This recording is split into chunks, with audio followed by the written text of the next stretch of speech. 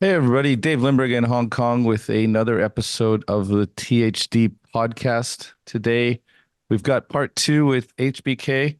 We're going to be talking about a methodology for audio artifact measurements and kind of determining if nonlinearities in the product can be detected by the user. So we're going to find out specifically what that means. But without delay, let's not forget about the ALTI Association. We got to give shout out to them that they are our sponsor, and they're going to be at the high end at a suite at the Munich show coming up in May. So encourage everybody to get out and support that. But without delay, let's get into it here. We have Simon, as always, in Japan, and we have Vince Ray joining us again from California. Good afternoon, good morning. Yeah. Hello, guys. Yeah, thanks for inviting me again here. So, today we're going to talk about software and especially a sound quality metric called BSR, Buzz, Squeak, and Rattle. So let's jump into the presentation. Feel free to ask questions, if you have any questions, feel free to interrupt me, I'll be happy to do this, respond to all your questions. But let's move on here. So typically, in our acoustics or electroacoustic world, we have a good understanding of the physical domain, right? I mean, this is something that we've mastered for years, for decades, for even 100 years. We have microphones, coupler for creating artificial ears, and those transducers are pretty well established. But what's about what's about the human domain? Well, we have created this head and torso simulator that's called the 5128, which is very similar to how human will perceive sound up to 20 kilohertz, right? And on the physical domain, we're dealing with RMS, decibel values, but are those metric here, RMS and dBr, do they relate very well to the human perception? Well, that's an open question here. And same thing for FFTs, RTAs, or CPB, nth-octave analysis, cross power, coherence. This DSP is really on this physical domain side. Also, we have another type of metric called frequency response, or FRF, which are commonly used in the industry, right? And does the FRF, does it correlate well with subjective impression?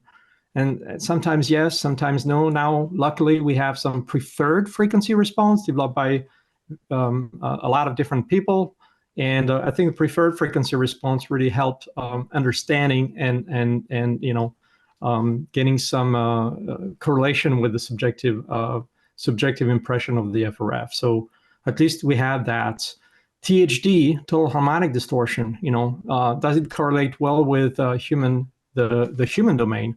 That's a real open question. And I may answer the question real quick and say no.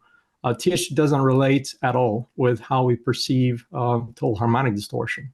So clearly, we need another type of metric that would correlate with how we perceive sound, especially how we perceive nonlinearities in an audio system. So let me explain quickly the different type of domain we're dealing with here. We have a physical domain which is pretty well understood, and we've been using microphones and coupler for artificial ears for many years.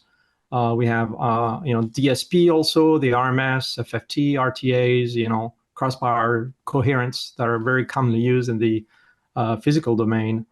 And we have also frequency response function, right, and THD. But the question is, are those mathematical metric, do they correlate well with subjective impression? Do we have an FFT analyzer in our head? Well, the answer is no. Do we have a good sense of distortion, total harmonic distortion? Yes, we have a good sense, but does it correlate well with the THD metric we can calculate? Probably the answer is no. And I'm sure you experience that. You're measuring a speaker, distortion is high, and say, hey, I don't hear any problem. That's type of the the question we're going to try to resolve today. And hopefully, after that presentation, you'll have a better understanding of this BSR metric, this buzz, quick, and rattle metric we put together. Mm-hmm. All right. So let's try to move on to the next slide here. So I have picked up a 6 sounds from, and those sounds, you will hear that in a second, have a very distinctive signature, right? So you can see the time domain on top here, Pascal over time, and you see the a multi-FFT analysis at the bottom here. And clearly, just from the signature, you can see those sounds are very different. So what we're going to do here, I'm going to play this recording, and we're going to analyze it the very traditional way that acousticians have done for many, many years, and try to understand what's going on there. So let's listen, and let's analyze the sound after.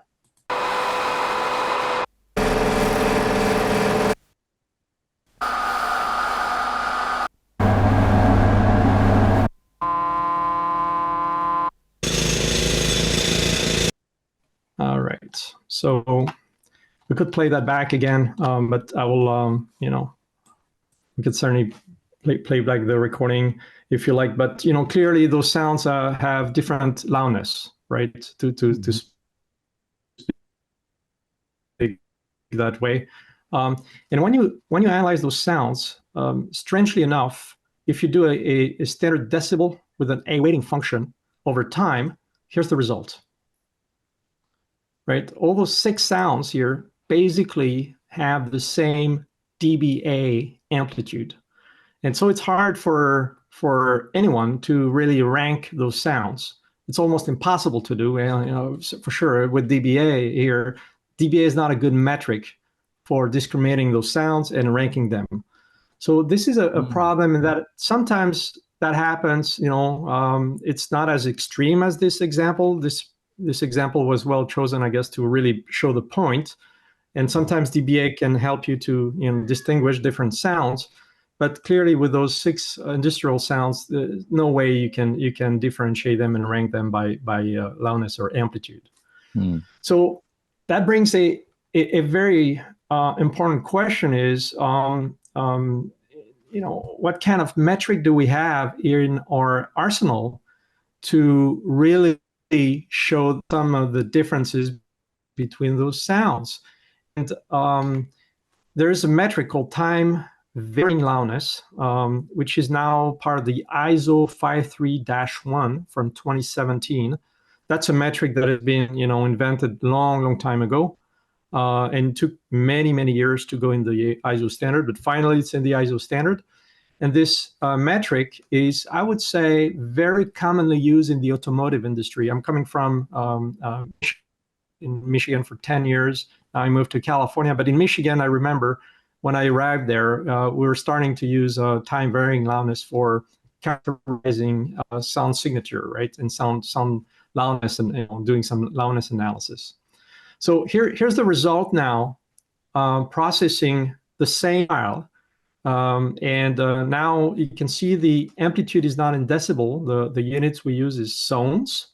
That's the unit of the time varying loudness. And this is display over time. And now we can start to rank those sounds, and it's a little easier and more accurate, I would say. So time varying loudness is a good metric to use for measuring sound, and it correlates well with human perception. That's the point here. Any questions on that? The second to last one is the got that real harmonic characteristic to it, right? That one? Correct. Yeah. It's this one was not, there's other metrics, sound quality metric. Loudness is one of them, but there's a metric called roughness and fluctuation strength, sharpness, which are independent metrics. And probably if this sound was not rated very high with loudness, it may rate pretty high with other metric, right? Yep. that's something to, it's for this test, I just use one metric, but there's more we could certainly use. Yeah. All right. So one of the characteristic of that metric, it use a very important concept of the human ear, which is the frequency masking. And you may have seen this presentation before, but I'll try to be quick and try to summarize it. But if we can start with this threshold of hearing, and you can imagine that if we play a tone at 1 kilohertz, using a speaker, we may have some harmonic distortion, of low order harmonic distortion showing up above that threshold of hearing, right? And what's interesting here in that example, when the tone is, let's say, roughly around 20 decibel, the harmonics are above the threshold of hearing, so you will be able to hear those low order harmonics. You'll be able to hear the distortion. And around that tone, there is a masking curve, right? And just look at and focus on the masking curve. If I increase the amplitude of that tone, if I can, here we go. The masking curve is getting bigger and bigger. The surface under the curve is certainly quite important now when you play 100 dB at 1 kilohertz. And what's happening is this masking curve basically will mask any tones that are underneath that curve, right? So if I play a masked tone at 2 kilohertz, under that masking curve, you won't be able to perceive it. Right. If I play the same tone at 10 kilohertz, same amplitude, so now we're way above the fundamental frequency, and we're above the threshold, the masking curve, you will be able to perceive that 10 kilohertz, right? So that's kind of the concept. And decibel doesn't take that into account, unfortunately. And the time varying loudness take that masking concept into account. So this is a very important difference between the two metric here. Okay, so just to relate that to distortion, if you have a second harmonic 2 kilohertz, or let's say around minus 20 dB compared to the fundamental, so we have more or less 10% of distortion. The distortion is very high in that case, right? Very high. 10% when you read that and say, oh, I may have a problem in my speaker. Well, I guarantee you won't be able to hear it because that second harmonic is well masked and human won't be able to perceive that. However, if now you have some rub and buzz and some high order harmonic distortion, let's say on the order 10 here, we're at 10 kilohertz, right? We're 64 dB below the main tone, and we only have 0.06% of distortion. This is the threshold where you will be able to hear something. And so it's very difficult, to judge just by a THD number if a product is good or not, and most of the time when people say, hey, can you review my data, and typically when they report low THD or even high THD, usually I say, well, I need to hear the product, I cannot make a judgment just by reading the THD value here. So this is what we're dealing with here. And this is certainly a problem because the whole industry is focusing on that THD metric, right? Ideally, you want to minimize that THD, right? A 0% THD means that no one will hear anything. That's certainly not possible, because products, speakers, amplifier will always have a little bit of distortion. But this is a problem that the industry is facing for many, many years, and hopefully, this BSR metric will help answering that question about can you perceive that or cannot perceive it? It's one or the other.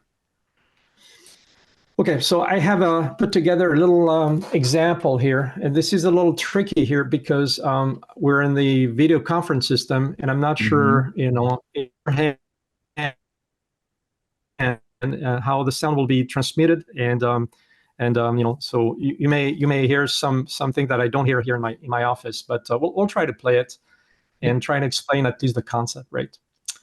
So in the physics domain here, I created a test signal such a way that I'm going to play a steady tone for, let's say, 45 seconds. And after, let's say, 5 seconds, I'm going to introduce a second tone, which will have an amplitude which will be lower than the frequency masking.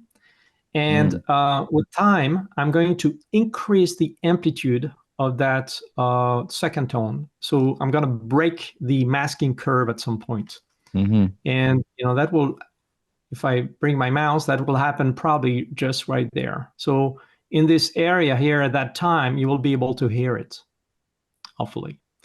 And then after that, I'm going to replay that second tone at a lower amplitude. And you won't be able to hear anything here. But what I'm going to do, I'm going to sweep the frequency. So I'm going to break that masking curve again. And at some frequencies, you'll be able to hear it, right? And I'm going to play back the tone under the masking curve, and I'm going to sweep down in frequencies. And at some point, we're going to break that masking curve again here. So again, this is an experiment. Typically, I would do that in a conference room with a very low distortion speaker. But we'll hopefully the concept you'll get the concept there. And the bottom of the screen, I'll have a slice of my sonogram plot. So it's an FFT based, right? So I'm going to take a slice of it. So we'll see live what's going on. So let's play it. I can play it. Here we go. Oh, let's step back here and play.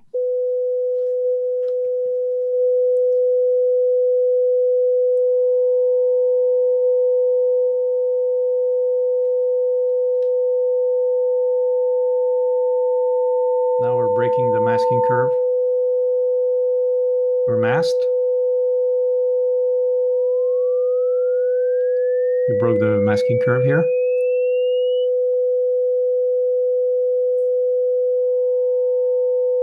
We are masked.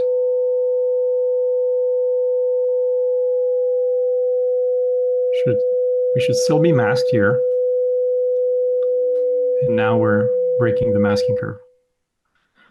So clearly, in this example here, we're showing an FFT, and obviously, if you take an FFT, FFT will show you all the tones, but it will not tell you if a tone is masked or not masked, right? So it's hard to use an FFT analyzer to really understand how people perceive sound, because the FFT shows everything, right? Shows everything. So in the time varying loudness domain, there is a metric called a specific loudness, which is basically in the time varying loudness, we're not talking about frequencies anymore. We're talking about bark band, right? And bark band is associated to frequencies in the FFT domain, but in the time varying loudness, it's a different animal basically. And so I'm going to play that again, and we're going to take a slice of the specific loudness. So it's going to be sons versus bark band here, and you will see that the bark band and the specific loudness really should correlate pretty well with your perception. Right? So let's play that.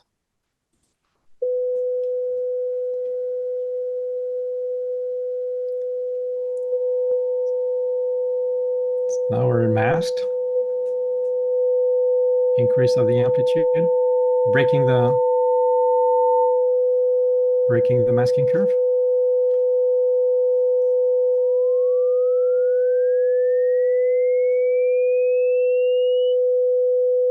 Yep.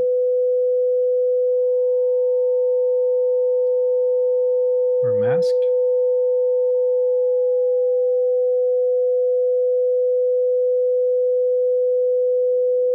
And we're breaking the curves again. All right. Okay, good.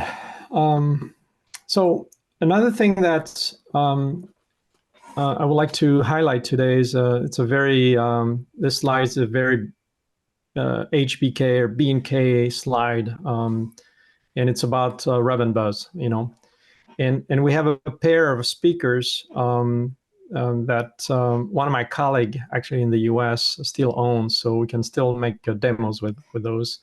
But here's the response of that speaker one when we play a 200 hertz tone signal. And this speaker is considered a good speaker, right? And you look at the THD, we reach a 6% THD on that speaker. So you may say, hey, 6% is quite high, but how come we have, it's called a good speaker, right?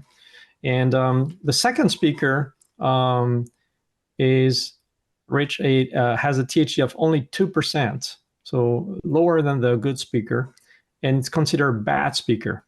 And when you look at the spectrum here, clearly we have much more high order harmonic on the second speaker, which is basically, if you relate to what we discussed a few minutes ago, those high order harmonics are basically above that masking curve, and this is why we're hearing them, and this is why they're very annoying, basically, and this is why the speaker is qualified as a bad speaker, right? So rub and buzz is certainly a good metric to look at. This is something that we can certainly keep in mind. The low order harmonics usually are pretty well masked. Not always, but most of them are masked. High orders are typically not masked. So this is why we're doing all those tests here, and the rub and buzz is again quite important. So what's happening in the frequency domain? In this masking effect in the frequency domain is also happening in the time domain. I have a little example here, just a couple graphs, but on this graph, we're playing a random signal, and we're going to stop that random signal at some point, and then we're going to play a little pulse, a little impulse here. And we're going to feed that time signal into this loudness metric, so it's sounds over time, and clearly, you can see the effect of the acoustic event here, number one, generating a lot of sounds, and you can see that the second impulse here shows up on the curve, so you'll be able to hear both events basically, right? This is due to the fact that the second event is kind of time delayed. And there's a certain time delay between the two events, and that's why we can perceive it. Now, if you bring back this second time event here close to the time event number one, event number one will time mask event number two, right?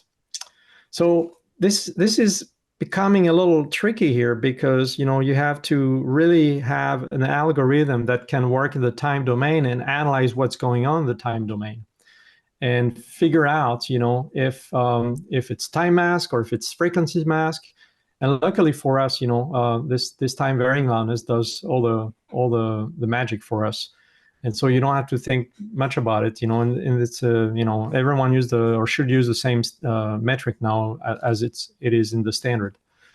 So this time masking would be very useful when you analyze music, for example, right? Swap sign, time masking is not very, very important, but when you start to analyze music, the time masking would be a good one, and the time varying loudness would be a good one. Yeah. Okay, so far I talked about a little bit of physics and how do we relate to human. And now I would like to, just as a reminder of physics, we use Pascal, and the human domain we use sounds.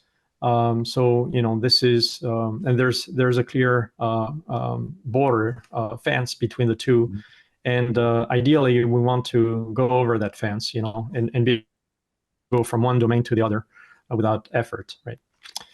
So one of my colleagues, Mr. Dr. Wookeun Song, Mr. Wookeun Song has been at the factory, the HBK factory, for many, many years. He's a research scientist. He's very highly specialized in sound quality, but not just in sound quality, in sound localization as well. And he developed a new metric, this new metric called BSR, which lived in MATLAB for a couple of years, actually. And this is a print screen of the MATLAB app we put together. And this metric now is fully integrated in the standard EA engine, electroacoustic engine software we support here at HBK. And it works with this audio interface, the 3670, which is an audio, 8-in, 2-out audio interface, and 96 kilohertz, 24 bits. So you can connect, different B&K transducers directly, pre-polarized transducers or accelerometers or force transducer directly on the audio interface. The concept of that algorithm, that BSR algorithm, is there's basically two approach, basically, right? But the first approach uses very standard lock sweep signals, right?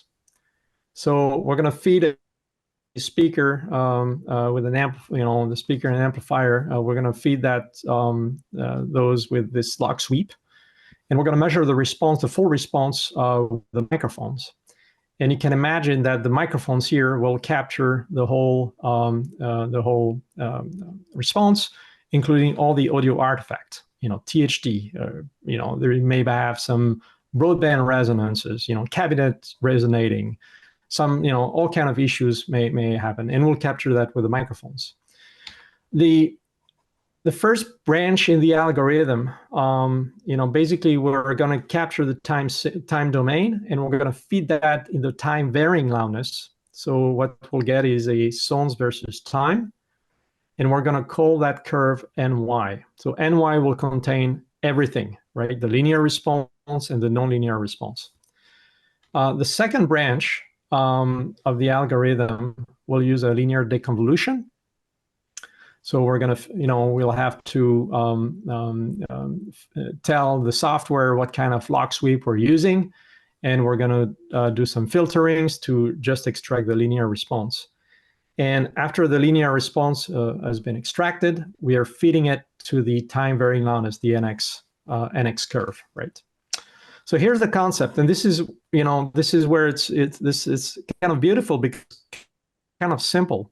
Let's imagine that the speaker doesn't have any issues, any audio artifact, right? The difference between NY and NX will be zero sounds, basically, right? If there's no issues, the NY and NX you will be able to superimpose them. And if there's any issues, BSR, or that difference, will be positive, right? And we'll be able to qualify that. And what we do, we can look at the difference over time, and we're going to take an average of the difference, and that's what we call BSR. So just let me show you a quick example here of a test system. So I used, in that slide here, I used a B&K 4227A. That's an artificial mouth, which has a built-in amplifier. So I can fit in a direct input voltage, a lock sweep basically to that mouth, and I can measure the response with that little jig and a microphones, and I connect that to my audio interface. If I play the lock sweep and capture it, the software will show me basically the two curves on the top graph here. And the two curves are the NY and the NX curve, right? And you can see they're very close to each other. There are some differences in the high frequencies, a little bit, not that much. But, basically what it tells us here is the speaker has no audible THD, right? There's no, the speaker, if you measure it, you'll find THD, but you cannot perceive it, basically. And the average difference between the NY and the NX curve is only 0.4 sounds over the whole lock sweep here. So here's the thing. What I did after that, I use some tape here, and I put some tape on the port of that speaker, and the goal was to make sure that we got a good rattle, a good buzz, and just to show if the algorithm would be able to catch that, right? So I play exactly the same lock sweep signal, and the software showed me that, right? So the linear response, the NX response, was extracted, and you can see before the tape and after the tape, the linear response was more or less exactly the same thing, this NX curve here. But look at NY. NY went very high, actually. And what we are doing in the bottom graph, we're just plotting the difference here.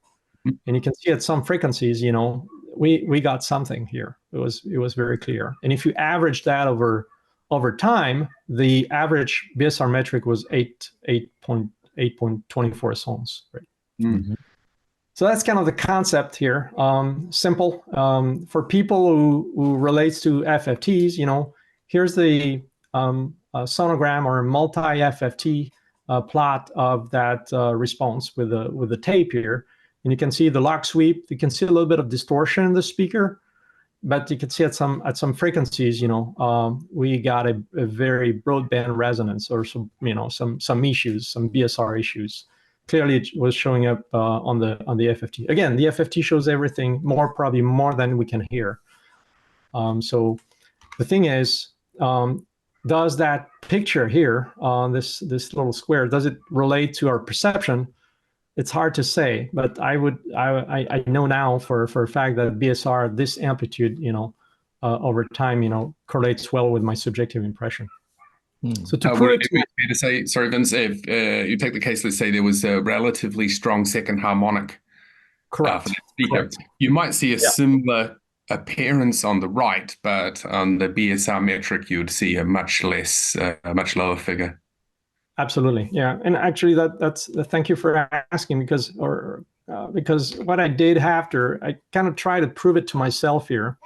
I try to take 10 measurements, same speaker basically, but I kind of place the tape such a way that it has a big impact or a no impact, and try to have a good range of BSRs basically, right?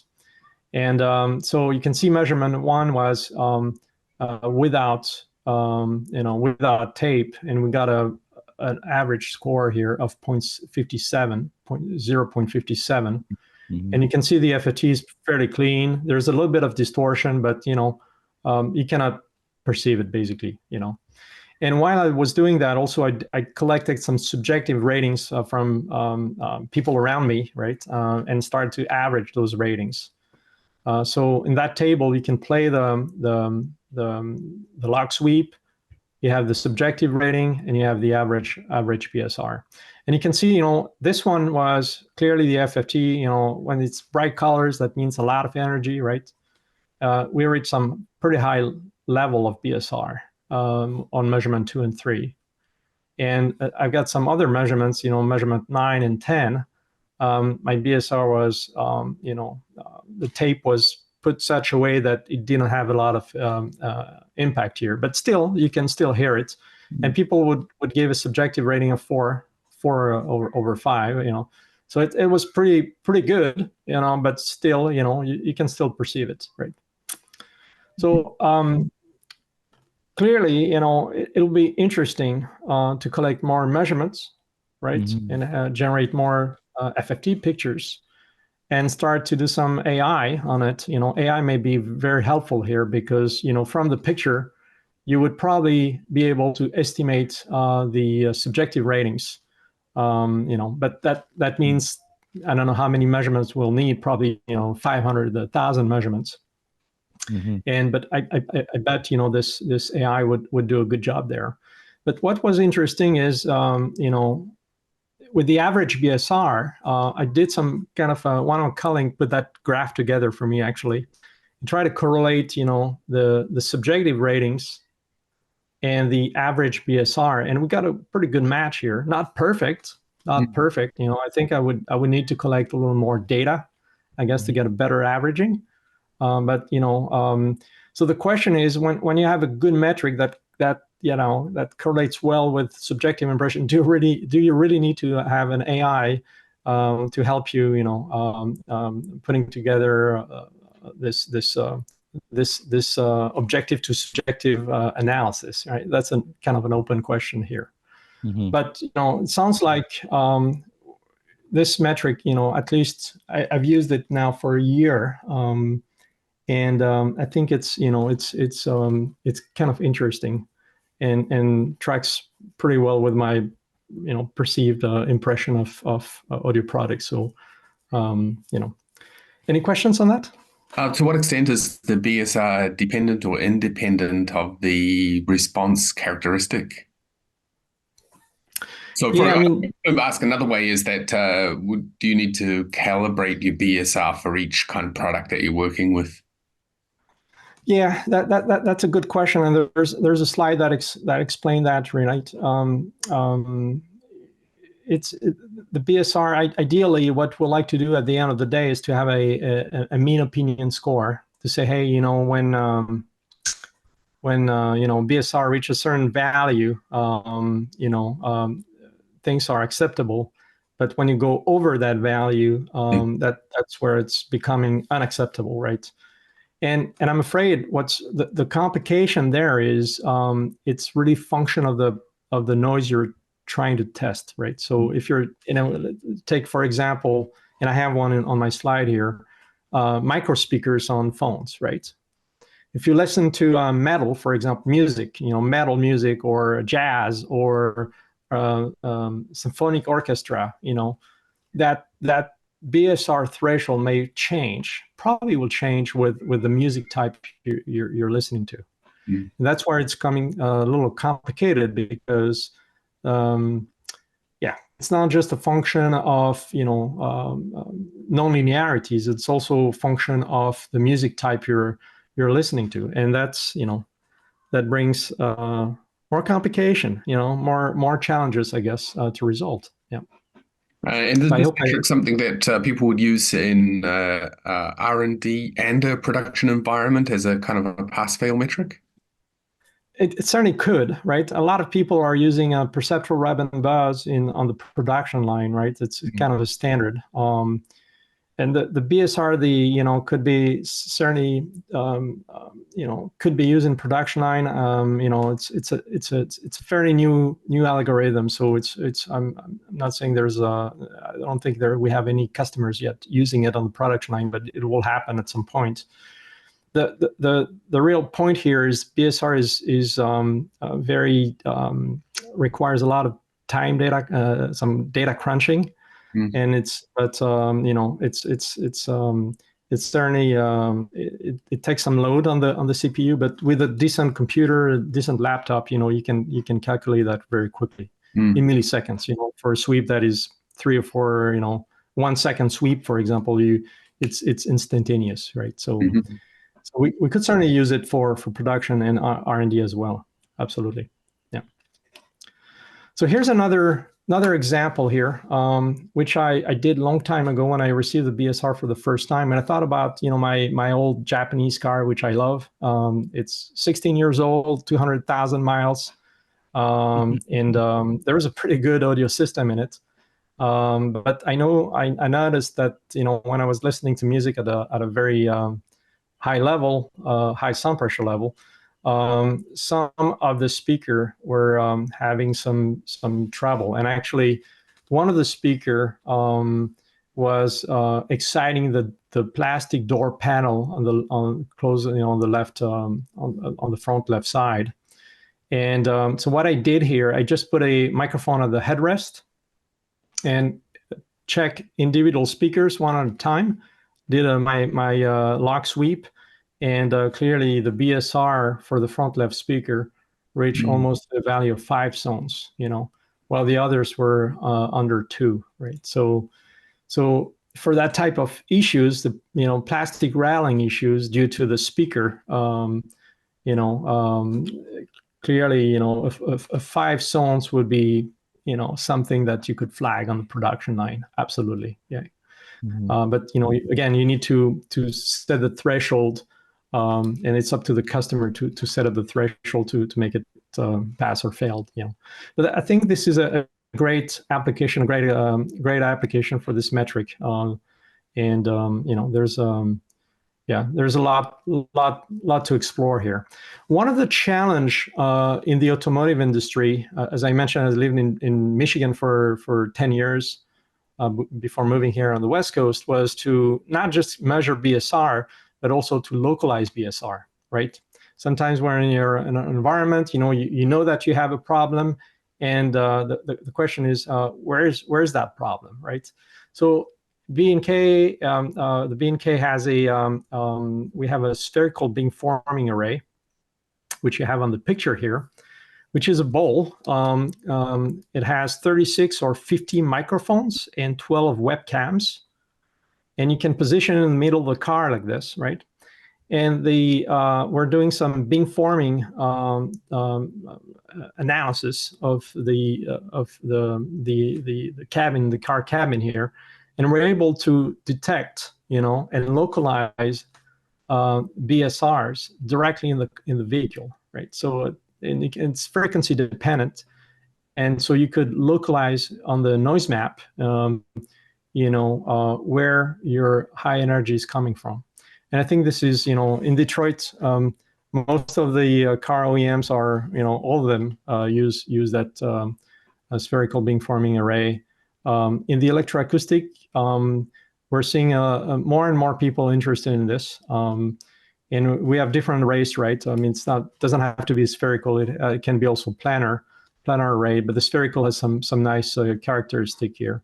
So it's measuring BSR is one thing, but localizing BSR is another thing, and I think we have a good solution for that. Mm-hmm. Any questions? Just maybe to paraphrase, but it's almost like this ongoing debate about looking at a bunch of graphs versus the quote unquote historical golden ear guy at the factory that knows all, and we can't contradict him. That's kind of, to me, then, as a simpleton here, that's kind of where I see this going. Yeah. Ideally, we want to replace that golden ear guy. we'll retire one day. We all do. but yeah. No, but it's certainly difficult to replace human being, right? We're this transition from the technical. Yeah, like you say, the physics to the human. Yeah. And AI will solve it, maybe. AI will really help, to get rid of golden ear at some point, right? But there's some good measurement technique that have been around for many years that works as well, right? So there's certainly a lot of options here, right? Okay. So here's my personal request I had from the factory, right? I mean, it was, using lock sweep is great. Everyone use lock sweep in the industry. That's cool. But what's about using real signals? Like, what I mean by real signals is music, yeah, right? And what I would like to do is to be able to stress a speaker with real real stimulus like music or speech, and see if the algorithm can catch nonlinearities, And my colleague, Dr. Wookeun Song, say, let me work on that. I think I've got some ideas there. So it was kind of the same idea there, actually. So instead of playing this lock sweep, that speaker, we're playing some music or speech, and we're measuring the full response. We feed that full response in the time varying loudness. And after some circular deconvolution, some FFT basically, and some convolution with the input, we're able to extract the linear response of the speaker, right? And there's a little more to there's some secret ingredient in the algorithm here, which I cannot reveal, but basically we're able to extract the music, rescale the music, the linear part, and measure the nonlinear part. And as same concept, we feed that time varying loudness, those two varying loudness, and we look at the difference, and we measure the average difference. And so the typical example, which I like to present here, is typical device under test I would like to present is phones, especially the micro speakers on those phones. They're small, and a lot of people use them to listen to music, right? It's probably the most common speaker that people use for listening to music. And those phones, those speakers, have a limited characteristic, and typically there's a lot of DSP happening in the phone to really enhance the signal, right? What's coming out of the speaker is really an enhanced signal. And typically I learned that, I guess, people in the industry try to enhance it by just adding a little more distortion, bringing more harmonics to make the sound bigger than it is, right?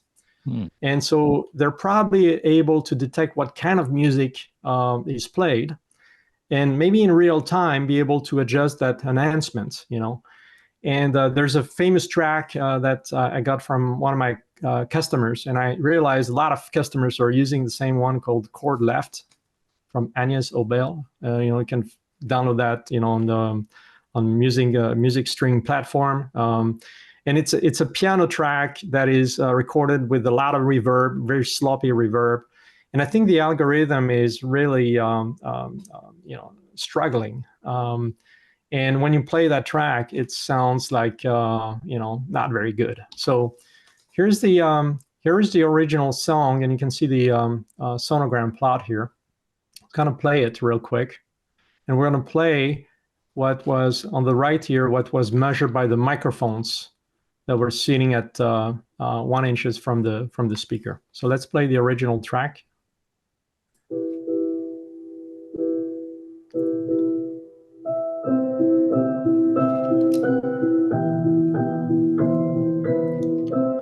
Yeah, I hope it's short enough. YouTube won't delete us for this.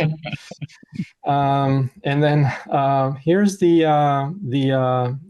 measure response. Measure at 1 inch from the speaker.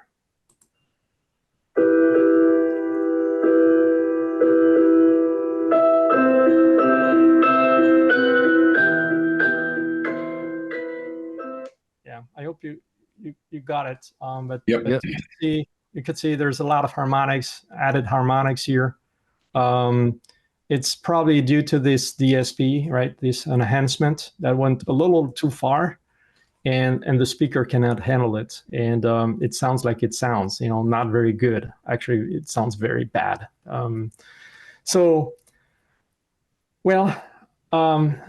The question is, it will be very interesting to go through this BSR process and see if BSR can detect the distortion and can rate that distortion. And so I'm going to present a few curves here. So what I have on top is my NY curve, my full response with audio artifact. And the second curve is my extracted linear response. And the middle graph here shows the difference between the two, right? So you can see that when I presented that to my customers, they say, oh, but for a speakerphone, you will always have some BSR, some non-linearities, because we enhance the signal, the original stimulus. So BSR will be always positive. But clearly, especially when you start to push a little bit of volume here, you start to enter in a territory where you're crossing the non-pleasing territory, And the question is, where do you set that threshold on that time varying loudness differences, that BSR curve, to say, hey, where's my pleasing part, where's my non-pleasing part, right?